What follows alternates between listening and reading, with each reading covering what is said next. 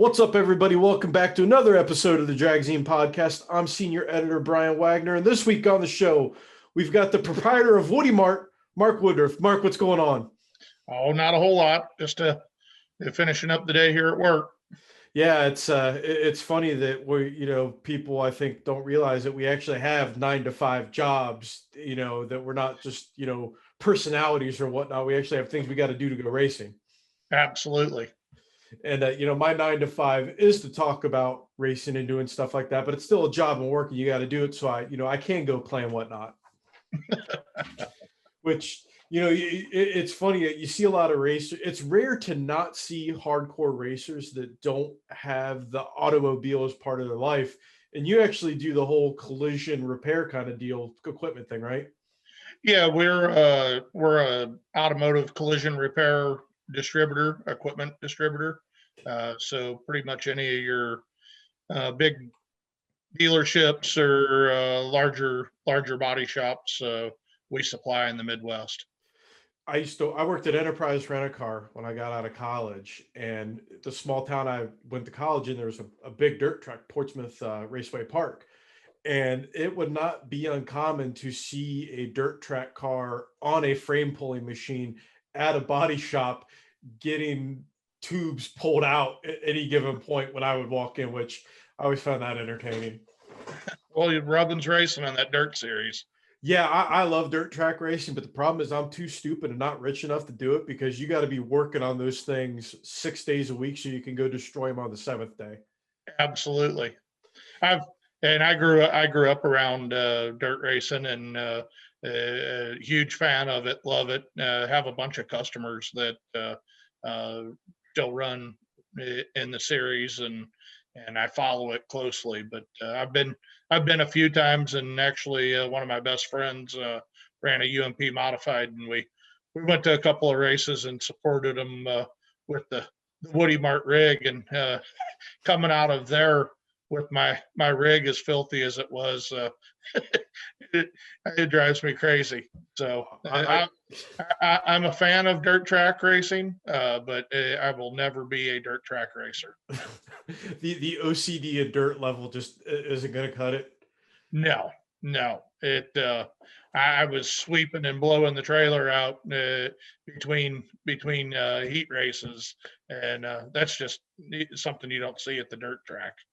Well, what cracks me up is you'll see the dudes, they'll take the cars to like car washes. And again, it's one of those things around towns that have dirt tracks. You'll see signs at the car washes that say no sprint cars or anything like that. So that's when you know you're in dirt track country, right? For sure. But yeah, that's a whole different universe. Those guys, like, if you think drag racers are hard on equipment, dirt track racers just they relish in breaking stuff.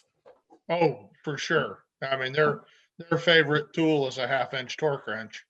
Yeah, and hammers and whatever they could cut, grind, beat on stuff with. And because I love going to dirt track races, but it's like, man, I'd have to have some people that really knew what they're doing to support me on this deal, because I'd be in a world of trouble in a hurry. I hear you. Now, it's always fun to kind of get racer stories, and you've been around the sport for a while. We'll kind of talk about that a little bit here and there. And I, was kind of curious. I'm sure some of our listeners and viewers are too. Is how exactly did you get into drag racing? What was that moment that kind of led you to it all? Well, believe it or not, I mean, and I've always my parents.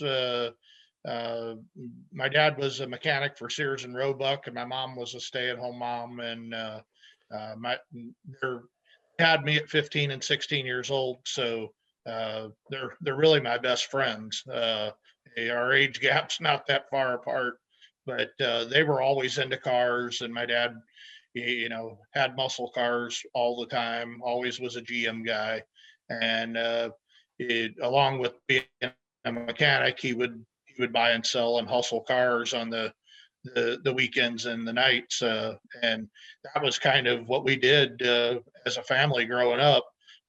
He would get the weekend paper, and we'd go find 69 Chevelles and Camaros and El Caminos and buy them and bring them back to the shop and fix them up and paint them, and turn them for a profit to put food on the table. So I grew up around cars my whole life, and then I had a friend of mine that owned a machine shop, Rich Thomas, Senior. He was a drag racer here in the St. Louis area, and I followed him through junior high and high school, and would go to his shop and aggravate him and help him work on the car, and then go to the racetrack and watch.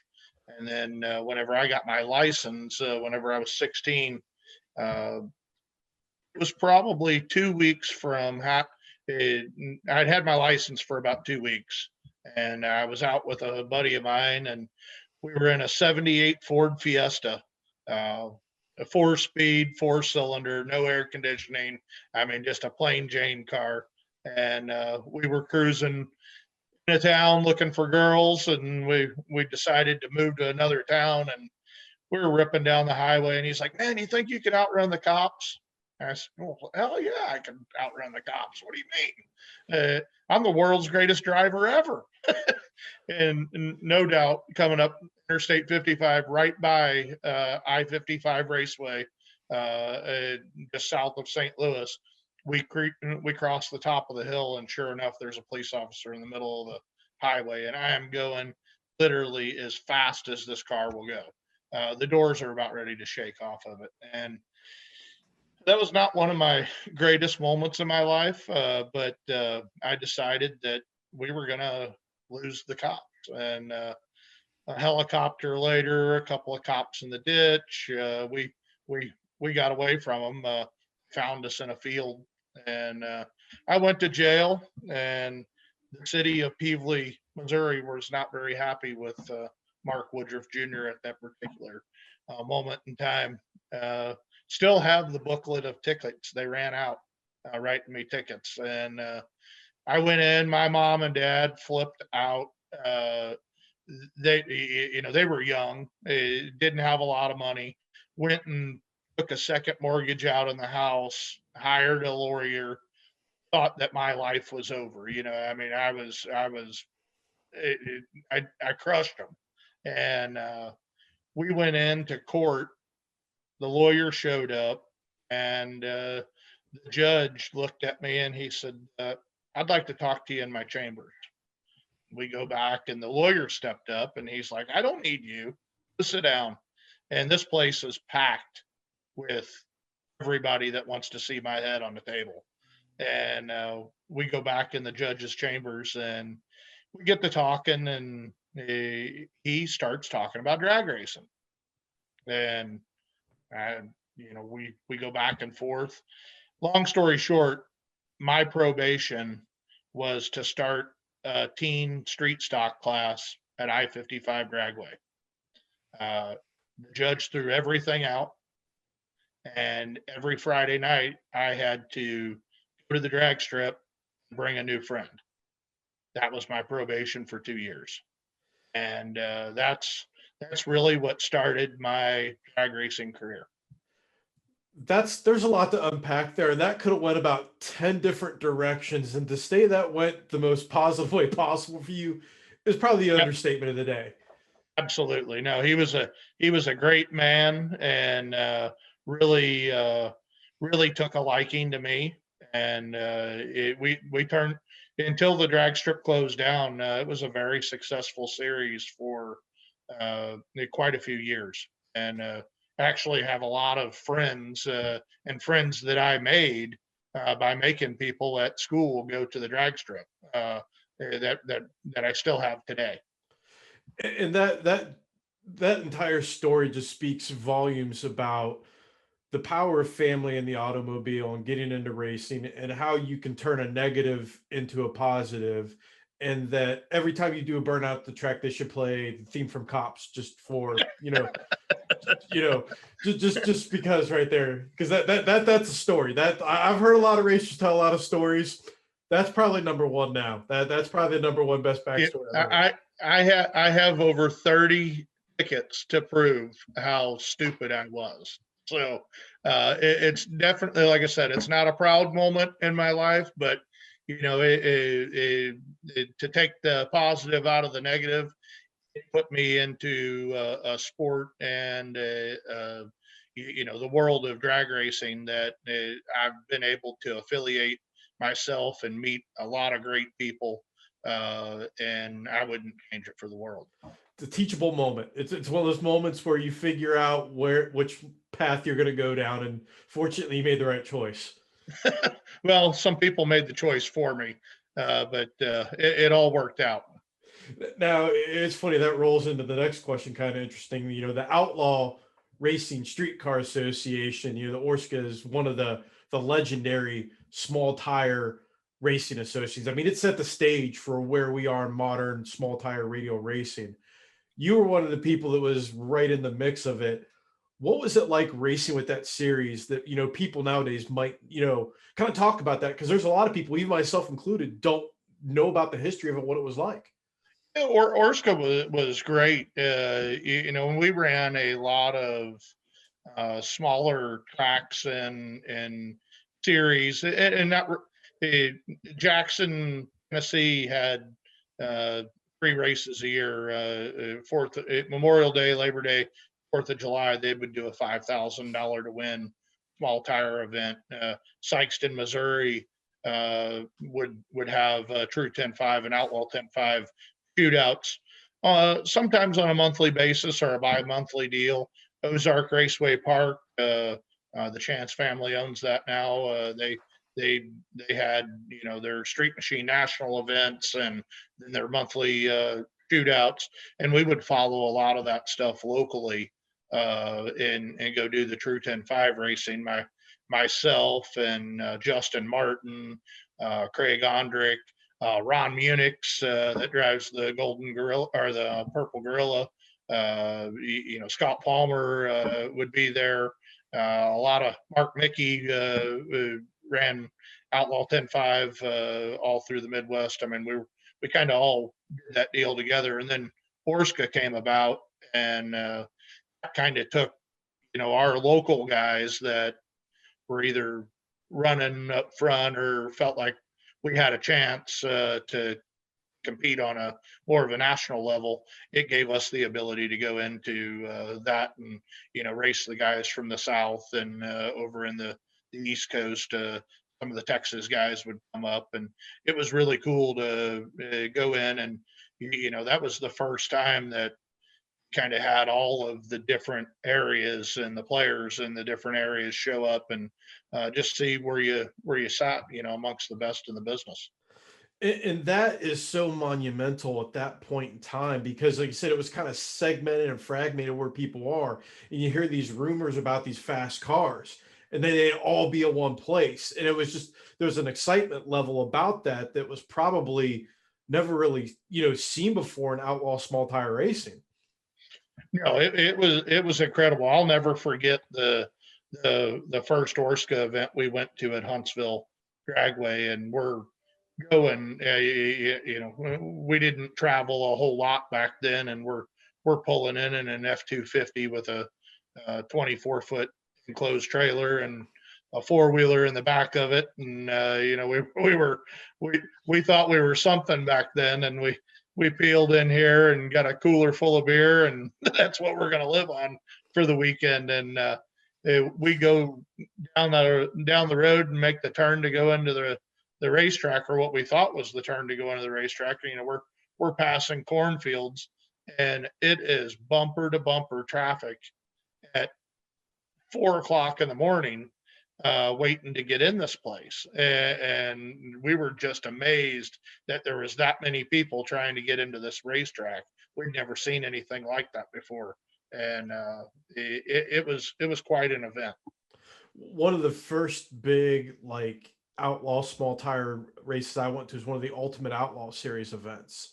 And I had always been around bracket racing myself, NHRA national events, but like the first time you go to one of those events, an outlaw radial event, it changes your perspective on everything, because you're going to see something you normally don't see. And this is still back in the day when guys still wore a we'll say technologically sorted out. So there were lots of wheel stands and other sort of shenanigans happening that you don't see. Oh, every run was unpredictable back then. Oh yeah, like it was unbelievable watching that. Totally, like you said, it's like the first time you have a beer and you're like, oh my God, I need a lot more of this and often. That's the only way I can think of to describe it. I hear you. And the personalities too. I mean, back in those days, there was probably even some, we'll say like lesser named personalities probably roaming through the pits that were just unbelievable to be around, right? Yeah, no, and along with back up just a little bit, even before Orska, following the fastest streetcar scene, Super Chevy in Memphis, or any of the events that happened down there, or the top 10 hot rod fastest streetcar situation. We would be out street racing and following Chuck Samuels and Nick Scavo and all of them guys from Chicago with all the cool badass cars, and that look of that true 10-inch tire car that they had back then. Chuck's old El Camino, or the Camaro, or Nick's Impala, Gugliano's 81 Corvette. I mean, that was the stuff that I fell in love with, that made me fall in love with, where I feel like Radial versus the World kind of started, or your True 10.5, and then went into Radial versus the World, or Outlaw Radial, and now Pro 275 kind of has that same flavor of, or at least I hope it stays that way, to where it maintains the spirit of a real car, and the look of that. 110%. Like pro mods are cool, but there's nothing cooler than like you can identify what it is, insert car here on a small tire, making a nasty lick at the track. You cannot beat that with a stick. Yeah, and even on the pro mod side of it, like you said, the appeal of that looking like a real car, and different flavors. I wish pro mod was more like Baskin Robbins instead of Dairy Queen, to where all you get's vanilla. But the 31 flavors would be a lot better. My great friend Craig Sullivan bringing out the new Mercury. You can associate the look of that car with a 49 Mercury, and that's what makes outside of the car being completely awesome, and wicked fast. It's got a look that is second to none, and I think people are drawn to that for sure. We had Craig on the show, and I talked to him about that when he debuted that car up at Martin. And the pictures I saw of the Pro Mod cars there, I'm like, that right there is what Pro Mod needs to look like. You had his car, Randy Adler's car, you had Chip King's car, that Mustang, like, oh yeah, it wasn't all just first gen and new gen Camaros, which there's nothing wrong with, but give me some Willys, give me some old, split window Corvettes, give me those pro mods, that's what I want for sure. That level of flavor, mixing, some of the Mopars that they have out there, and the Chevelles. To me, you could make pro mod really interesting in a hurry if you start giving people an incentive to bring those cars back. I think it'll make it a better show overall. Oh, for sure. And drag racing overall needs that. I was just listening to the Wes Buck show before we got on here, and that flavor between the nitro classes and your sportsman deal, they're gonna have to do something to keep people intrigued, and I've got my nephew working with us now, and then he's also a part of the race team. He's 18 years old. He had never been around any of that outside of following my stuff, but we took him to No Mercy with us, and he's hooked, but it takes that excitement, or people bringing the younger people in, give them something to look forward to go see or go be a part of. And it needs to be more accessible. And then you've got to come up with something that has some flair, that's not $1 million a year to run, uh, and hopefully they can put something together where that will play out. Oh, we're an ADD society these days. You got 1,000,001 distractions around you, and nothing is going to grab people's attention more than a loud motor running through headers or zoomies and doing crazy stuff. I mean, you can't ignore that. At least I don't know many people that could ignore that, but you have to make it intriguing, and that could open up a whole different can of worms and conversation there about what to do.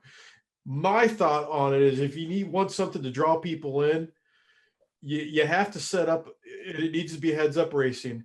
You need a class where it's, well, affordable within reason, and you have to make the rules so unpalatable for cheating that nobody wants to do it, and it makes the cars even. That's the problem, to get people hooked into that. Yeah, and I've always thought that like the DXP Street or whatever that Donald was trying to put together. I think it would be cool to have a claimer motor class. Yep. We started out this conversation with our dirt tracking background, but just imagine if you could walk up and the guy goes and sets the record, and you show up to his pits and buy the motor out of his car for $500. Oh, I suggested that to John Sears, and he looked at me with this look like I could tell he said, "I want to agree, but that is going to cause such a headache on so many levels." I'm like, claim a rule, put it on every part. It would be interesting anyway. The blower, the turbo, everything. You would quickly see people kind of backing off some of what they do, and it would make things interesting for sure. And the $500 amount might be a little on the low side. You still have the class fast and have it competitive. Maybe you and to make it to where not just anybody can come in and be a one-hit wonder and make a claim. You'd have to make that dollar amount something that everybody could agree on. 7,000, 10,000, something like that. Because let's face it, you can't put a decent power plant together for that kind of money, really. Not that's going to live.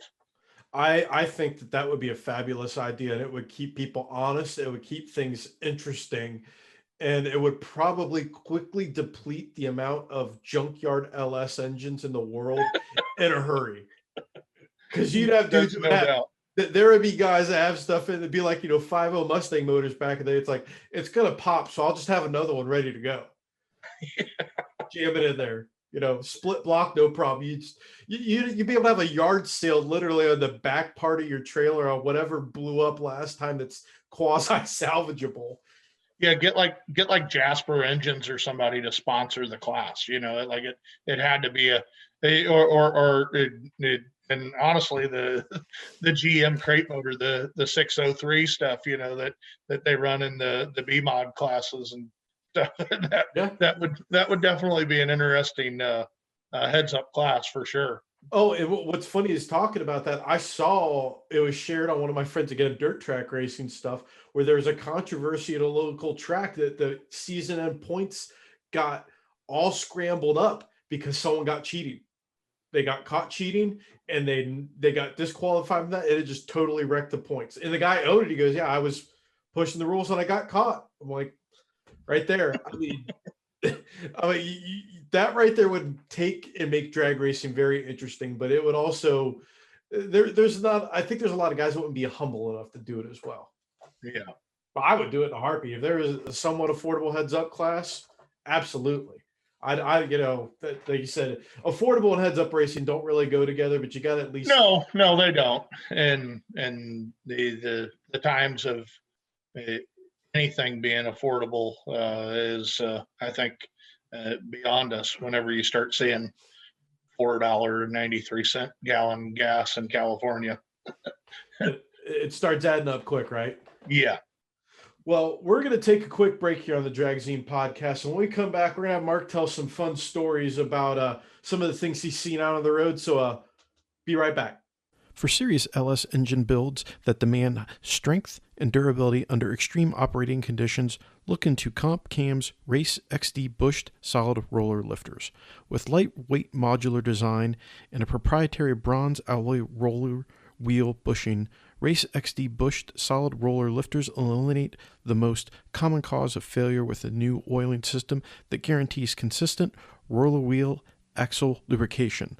Learn more at compcams.com, the absolute leader in valve train technology. All right, we're back on the Dragzine podcast with Mark Woodruff. And Mark, we were talking about, the Orska days and, these small tracks you go to, and taking fast cars to small tracks and outlaw tracks it's an experience to say the least. What are some of the crazier things that you've seen happen at some of these outlaw small track events back in the day? My personal experiences or just all over? All over, yeah. Let's hear both your own personal experiences and things where you've seen or heard, verifiable accounts and whatnot. Well, a couple that come to mind as far as my own personal experience. We were at Ozark Raceway Park, Crew 10-5 shootout. It had my 67 Corvette. We were number one qualifier, and second round of qualifying, I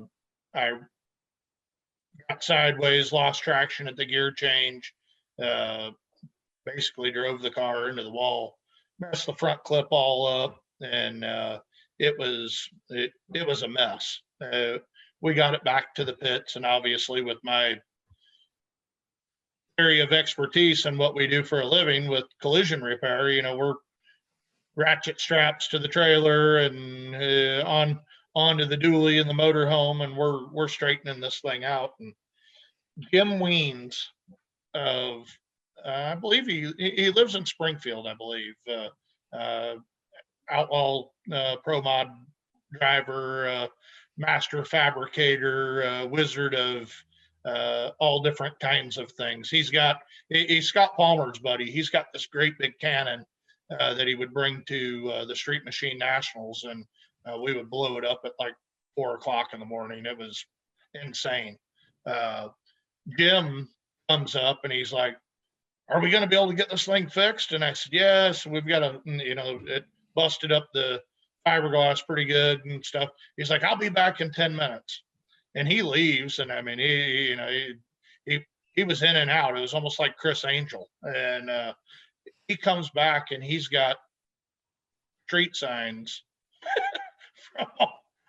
I don't know where they came from. I don't know if there was a junk pile laying around or he knew somebody at the highway department, but the street signs showed up, and we put the Corvette back together with street signs. And we ended up racing it that way and come out and won the event with the beat up street sign Corvette. That was one that was pretty crazy.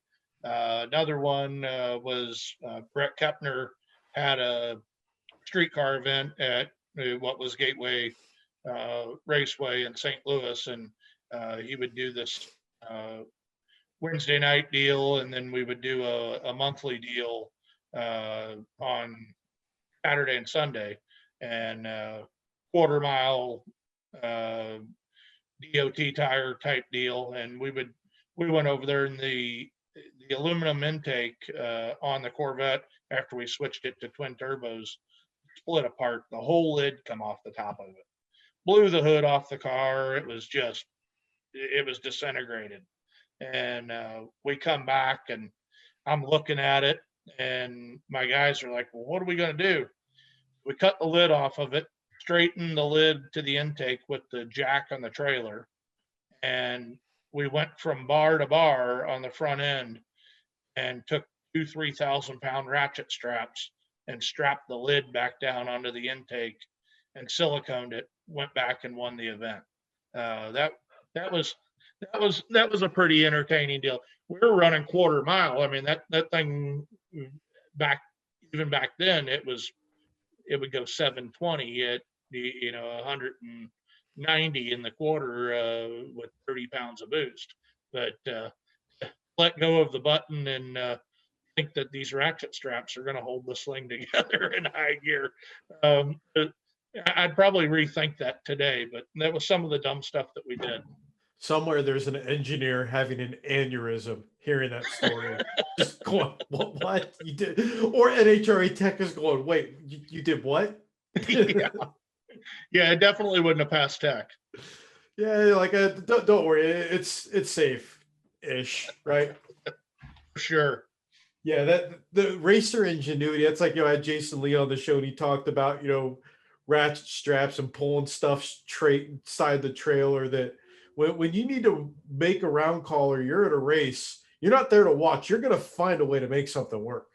Oh, absolutely. We another, now that I'm going back in my mind all of the stupid things that I've done drag racing. One of the highlights of my drag racing career was the runner-up finish that we had against Nova Joe at No Mercy, and we absolutely tore the car up every round. Like, cylinder heads were off of the vet every round. They were old cast heads and they were breaking, and we heard it going into the final, and I had literally anybody and everybody from Dwayne Mills' pit, Andrew Alipa's, people from Proline, Mickey and his whole crew. I mean, we had 40 people wrenching on this thing, and we put it all back together to get up there to go race the screw blown GTO that Salemi was tuning, that Nova Joe won with. And we fire the car up. I mean, they're waiting on us to get up there. We fire the car up and we see that the intake runner is just split wide open, and it's idling like 3,000 RPM. They're like, what are you going to do? And I get Gorilla Tape out and I just tape this intake runner up with Gorilla Tape. And I tell the people on the radio, we push it up to the staging lanes and we get ready. And I'm like, make sure, I get Brent on the radio and I'm like, you make sure that nobody is behind this car whenever I back up, because it's going to be coming in hot. And I hit the trans brake in reverse to back up, and I mean, it almost wanted to burn the tires off the car because it was idling so high. But yeah, we attempted to make that run. Actually, it still went 4 flat. We lost the race, but we made them earn it. But that connects some dots for me, because I remember that race and I was like, man, he's kind of going in reverse a little spirited there, huh? Yeah. What's up with that? No, not typically my style, but hey, when you're dealt with the cards, you just got to play them. Yeah, definitely. That's, again, it's, you got to figure out a way to make it work one way or another, right? For sure. And it's I like it to say it this way: it's not the best solution, but it's the one we have right now that we're going to use. I wasn't not going to take the light or put the car in the beams. I promise that. Yeah, I could imagine that was probably the same thrashing like Mickey and Carter had at the streetcar at Tyler's event, where he literally drove over the crank. And and whenever you ask about other crazy scenarios, I mean, we've done some stuff. We're all great friends, myself and Mickey and Carter, and we help each other and have raced together for a long time. But we have made some major thrashes on the old Malibu over the years. Yeah, I was impressed with that, because I remember when that went down, I was like, man, that, something happened at the top end. They're driving the car back to the pits, pushing it. It's literally like scraping stuff. I'm like, that doesn't sound good. At that point, I was like, oh, they were literally like on the crank, and you go back there, things all split apart. And I'm like, that's impressive, guys. Good work. I wish there would have been some media coverage there to actually take pictures. I mean, no one ever really got any pictures of they seen it after it was on the ground, but that changed, from a transmission safety standpoint for Mark. I mean, he pushes it a bunch now after living through it. The crank and the rear journal, flywheel, torque converter, and bell housing was literally sitting in the passenger floorboard of the car. Didn't know that. Yes, it literally came out and sat right in front of the passenger seat of the floorboard in the car. Holy and smokes. It could have easily went the other direction, and been his foot. So Mark, if it's any kind of high horsepower car today, he was on me forever about it. That thing needs a titanium can after experiencing that cast bell housing coming apart and doing that. But you live and learn, and that's what projects the sport into safer direction. I'm just thinking of the sheer amount of energy it took to disassemble that and that way to send that there. That had to be one of those experiences afterwards where he had to be like, what the hell just happened? Oh yeah, no, that particular event. So with everybody hearing how that ended up in the floorboard, the thing had just went 218 miles an hour when it did that. Yeah. And whenever it come loose. So it did that in the shutdown, and we come back, and 53 minutes later, we have a new rear end, a new center section, a new carbon drive shaft, new transmission, a new engine, and got it fired up enough to get it up there to do a burnout without the front end in the car. And then come back after that round, pick the tree, come back after that round and go over the car again. But I mean, we had 20 different people turning wrenches on this thing. The sheer balls that it took to get back in a 5,000 horsepower race car and go 218 miles an hour on the next pass after 20 people that just worked on it. It's a different deal when he's preparing the car all week long and he's touched every nut and bolt. To go and do that, that's guts. Yeah, that's guts. Yeah, that's another thing I didn't even think of at that point. You have all those people thrashing on the car. That last thing to pop in your mind was, hey, did Tommy tighten that down enough? You're just along for the ride. Yeah. No, and at the particular moment, Mark wasn't thinking about that. And we come back, because they ended up making it to the final round against Daniel Ferris and Andrew Lipa there, and Daniel and Andrew won. And we come back and we're sitting around drinking a beer, discussing what happened through the course of the night. And I said, how stupid that was? Yeah. And he's like, man, I didn't even think about it, but thanks for reminding me. Yeah, it's one of those things you don't think about till after the fact. I figured you were going to mix in a story about the Midnight Rider incident, but I've already had that on the show as well. Yeah. No, that was a good time. It definitely. I don't know if it won us any friends whenever he did that. We're right in the middle of an event, and here he goes and takes a test lap at 1:00 in the morning. But hey, we didn't get kicked out, so I guess it was okay. That's one of those stories where it was funny. Basically, a pass was made well past hours or over on a track that wasn't lit or anything.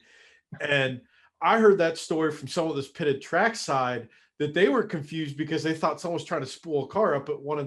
Then all of a sudden they're like, that sounds like car staging. Oh my God, they're making a hit.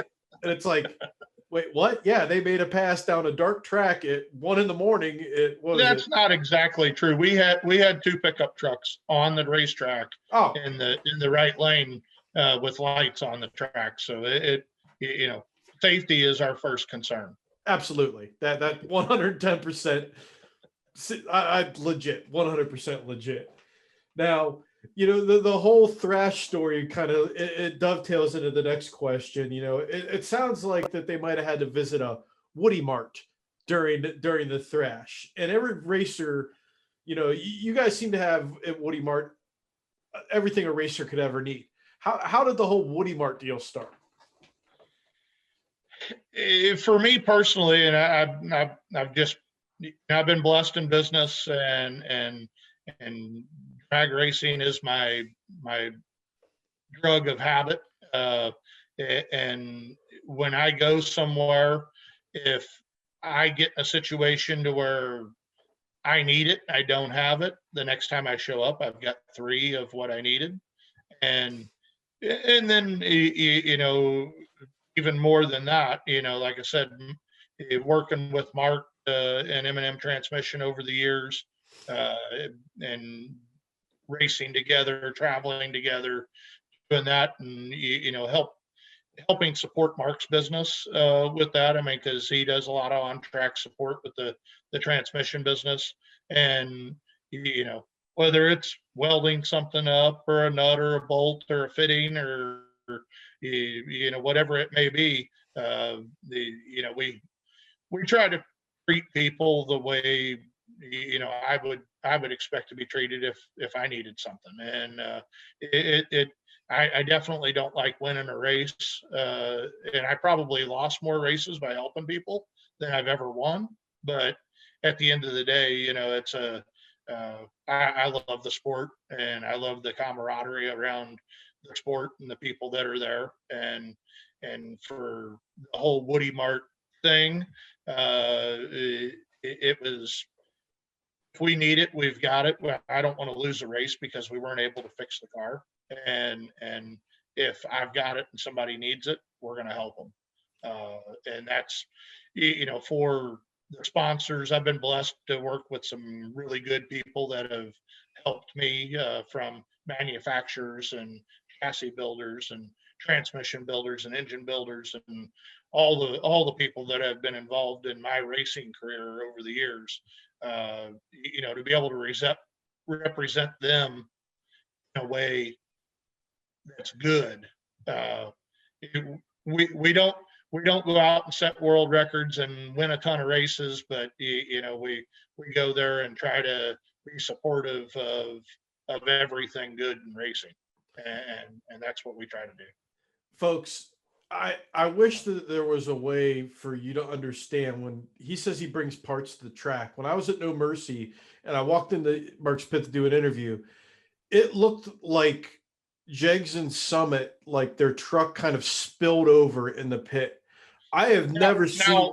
Half of that was so you had Woody Mart where the car was at, and then you had Mickey Mart on the extension. So just to fill you in on all of the extra parts and the pallets and different stuff like that. Like I run Hart's turbos, and Roger's a good friend of mine. Hart's is a Missouri-based company. We delivered all of the merchandise for Hart's to be able to set up. So Mickey was at PDRA with his rig supporting the PDRA championship.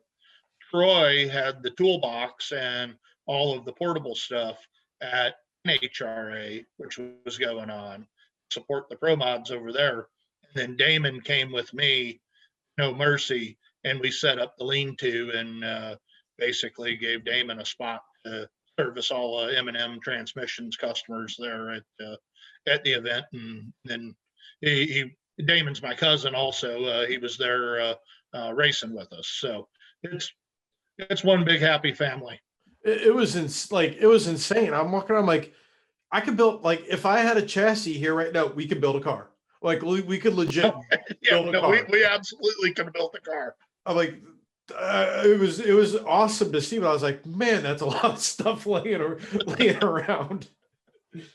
Well, when you need it though.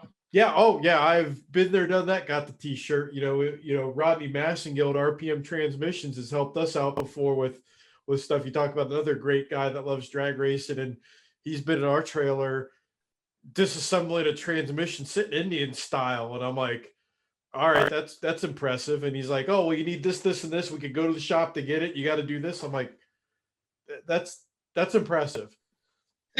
Oh yeah.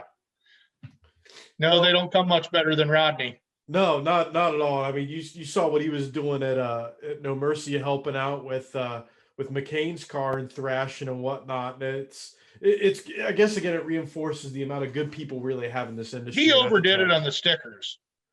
There was room for a couple more. There was a couple more. Excuse me. That whole situation, my camera guy and I were laughing. I'm like, you look at this car from the one side and it looks beautiful. You go to the other side and it looks like something that was picked up from a hit and run accident.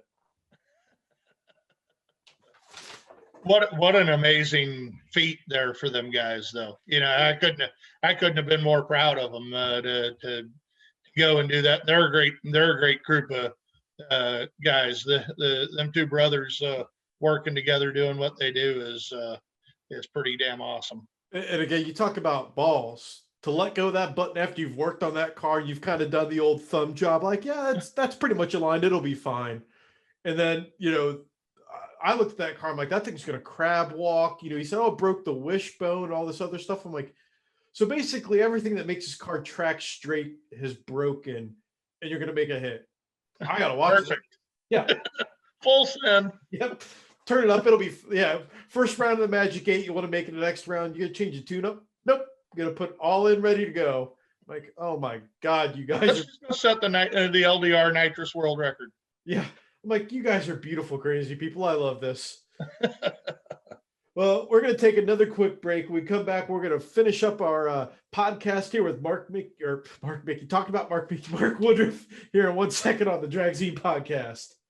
Racers building big block Chevy engines with the newest generation 20-degree valve angle cylinder heads can rely on JE's new 20-degree series pistons to get custom features with off-the-shelf convenience. They're available in both naturally aspirated or nitrous oxide applications in a variety of bore sizes. Check them out at jepistons.com. All right, we're back with Mark Woodruff, not Mark Mickey. It's telling all these stories. It gets so confused. Too many Marks, too much, right? Yeah, I don't have Mark Mickey money. He's over there lighting his cigars with $1,000 bills. Is that about right? He's probably on his yacht right now somewhere. I don't know, Costa Rica or something. I don't know. He's a world traveler. By yacht, you probably mean bass boat in the middle of the Mississippi. Mark Mickey's a great dude. Another, like I said, one of those great guys. And there's a question I want to hit on earlier that you mentioned your other Corvette, the 67. We had a fan of yours ask me that you're going to be on the show. Are we going to see that car again? What's its status? I still have the car. To be honest with you, I haven't done anything to it other than take it apart from the accident that happened at South Georgia. I have had discussions with Matthias Race Cars about rebuilding the car. Chassis wise, it's not hurt. It beat the body up all over the place. Suspension damage in the front. I've got pretty much everything to rebuild the car. Honestly, I just don't know, what class it would fit in today to be competitive. My son's 8 years old. One thought is to cut the funny car cage out of it, put the factory headlights back in it, like an LSA with air, and still make it look exactly the way that it did on the track, but make it something to cruise and maybe eventually if he wants to go drag racing, that it would be something that he could go race, and then progressively change if we wanted to. We'll see if that's something that he's interested in at some point. But no, I'll probably never get rid of it. It was what put me on the map, and I loved the car. I always wanted a mid-year vet, and when I had the opportunity to build it, that was exactly the way the car looked, is the way I dreamt of it. And I plan on having it back at some point in some capacity. We've even talked about maybe putting it back together and using it as a push car, which that may or may not happen. That would be, that would be pretty much the ultimate flex. That would be outside of Patrick Miller towing one radial car with the other. That was probably one of the more insane things I've seen when it comes to a I'll probably have the body work a little nicer than what Patrick's got on the front end of theirs. Yeah, I'll at least have it one color. That car, you talk about those guys are all about, if it doesn't make it go faster, we're not interested. I've seen that car literally turn into Truckosaurus doing a wheel stand, shooting sparks. The car is beat up, but you cannot deny how quick and fast it is. Oh no, they're complete animals, and crazy fast. And again, it takes all kinds to make the sport fun and enjoyable. And they're a good group of people too.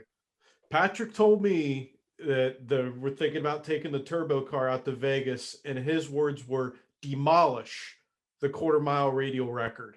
And I was like, fair enough. I want to see that happen. Good luck and Godspeed. That's going to be a wild ride. Yeah, they're going to have their hands full with that. I believe who's got that now? Either Cartuccio. I think Benson Jr. has the radial world record with like a 657, 667, something like that. Cartuccio has been 5 on radials, I think. Yeah, maybe. There, you're right. We I'd have to pull. We were talking about that the other day. I think Benson Jr. has the record though. From World Cup, I guess that's going to happen this weekend. Yeah, next weekend I'm going to that. Can't wait. That's an amazing event.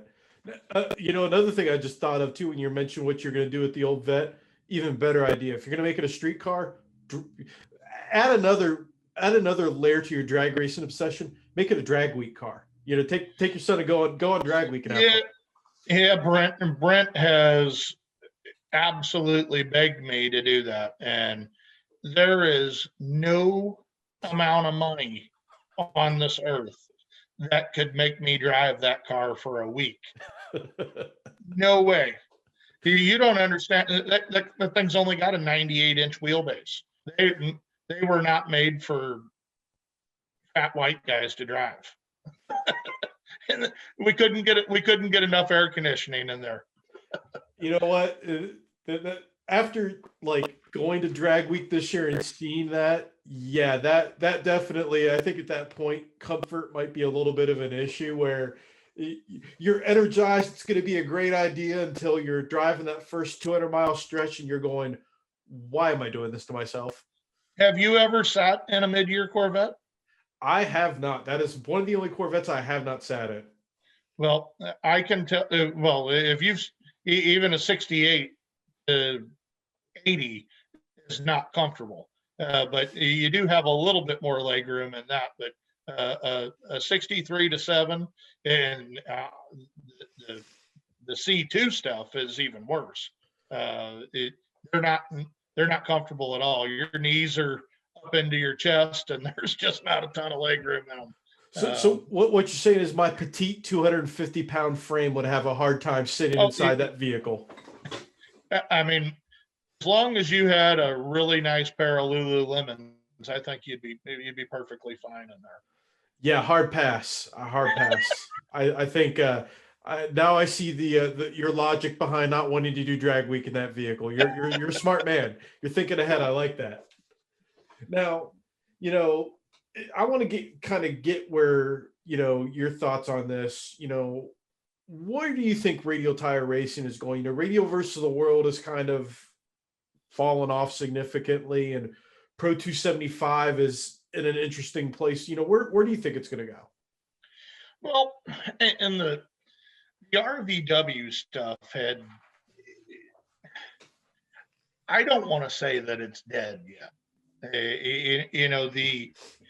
This last race with No Mercy, seeing Timmy Miser win with a 367 or 368. Yeah, you didn't have Stevie Jackson there. You didn't have Melanie Salemi there. You didn't have Marcus Burt there. The heavy hitters, if you will. But I really think I'd love to see Donald still hold on to the RVW thing for his 3 races. I think that there's a spot for that, to just have the opportunity to go to smash the door car record. And I believe that he will try to do that at least once a year, if not, all 3 races. It would be nice. I mean, I've got an RVW car going together. My Pro Mod that I wrecked last year at Woodstock. We're hoping to have it at the PRI show possibly. But if it's at Jeffers right now getting painted, and then Jeff Hopkins is scheduled to do all the airbrush work on it if we can get the car done in time for PRI.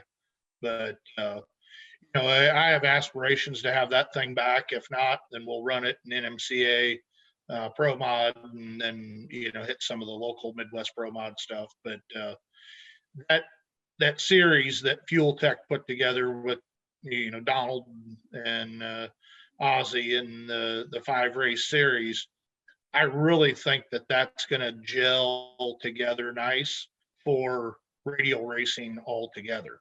And we circle back around to what you brought up in the Orska days. Orska had that series, and that's what drove everybody and collected people to follow that and chase them points and run that deal. I really think that this Fuel Tech radial tire series is going to be a great thing. Really glad to see that stuff come together. I agree. It's one of those things where you talked about it for years and you wonder, why hasn't anybody, brought that back? And now that the way that Donald and those guys are doing it, I think that's going to, change. It's going to help change radial racing again for a positive way. It's going to be interesting to see how people approach it. I think at times the problem with radial racing is it's not fan friendly because of all the track prep. That in my opinion needs to be addressed and would help immensely. How do you do that? You do less track prep, well, the cars won't be as fast. Well, you know what? Then that might attract more people to come in. Sure. And Tyler's race at Shakedown, whenever were you at Shakedown? I was not at Shakedown this year, unfortunately. Well, at Shakedown, Tyler, as we come through the gate, he told us that, hey, understand the racetrack that you're going to test on today is going to be what you race on. Don't expect this to be super sticky, flypaper, massive prep racing surface. It's going to be what you have. And it was probably the most consistent racetrack. Now, it wasn't super sticky and no massive record-breaking numbers by any stretch, but it really, from a Pro 275 standpoint, it tightened up the field. You look at the qualifying sheets of that race, and then through eliminations, I think an 81 or an 86 won the event, and We went, I think we went 84, and we were like number 6 qualifier. So it was a neat event to have tricky surface that everybody had to adapt to.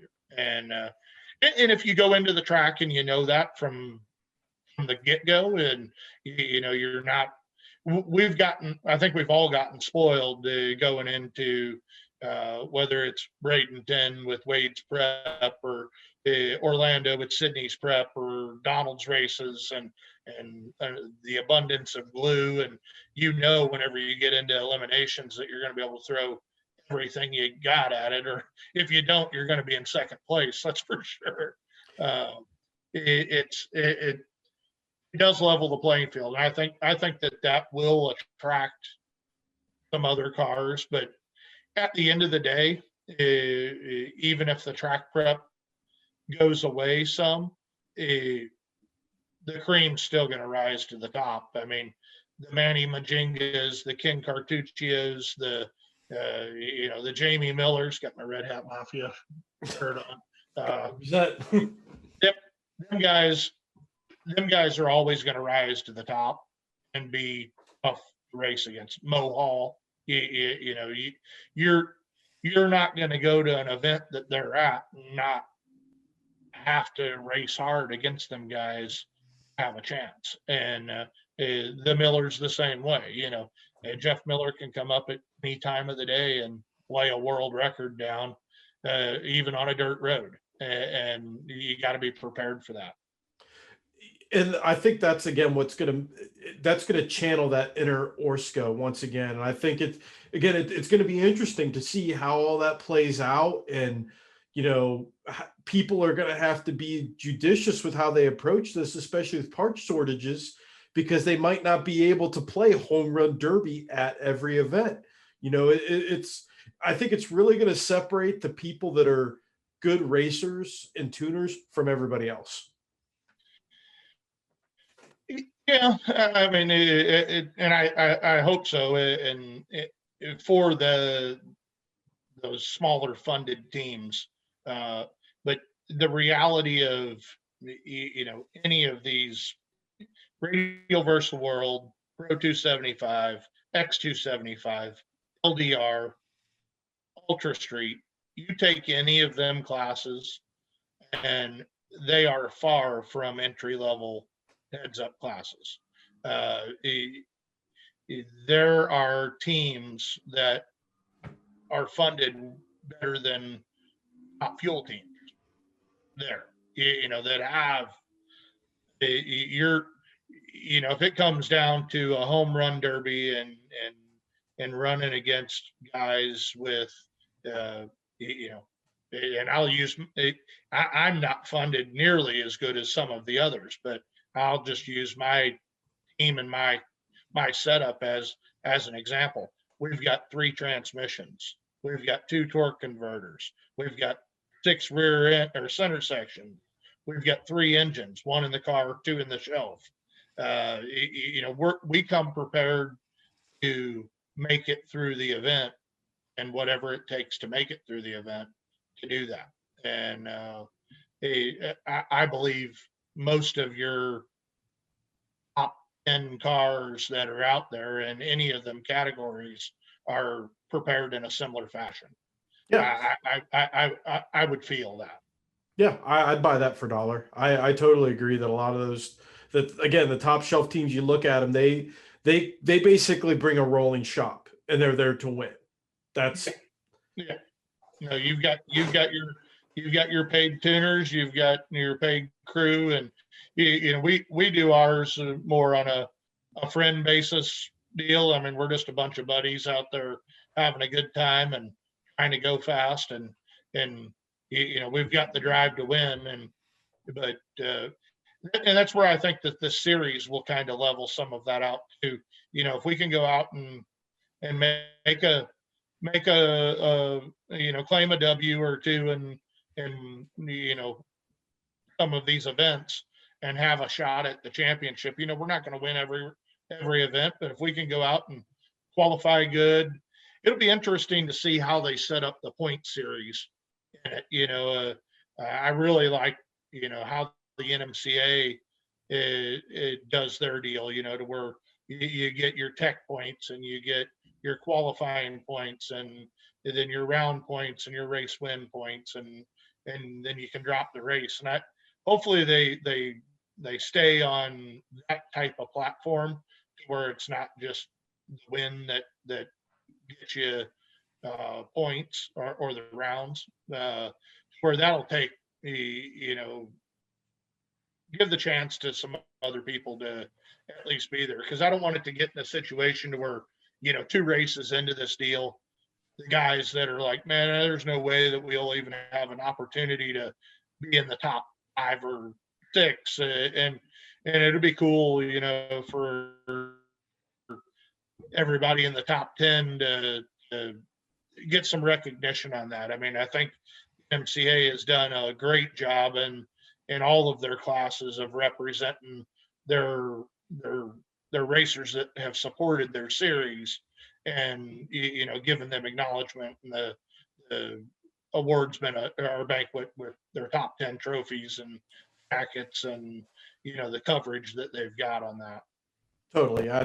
I've participated in the NMCA series before with guy crewed for, and by far that's an example of how to bring together heads up racing with other kinds of racing and make everybody feel awesome. And that's important. That's what keeps people coming back. Yeah, for sure.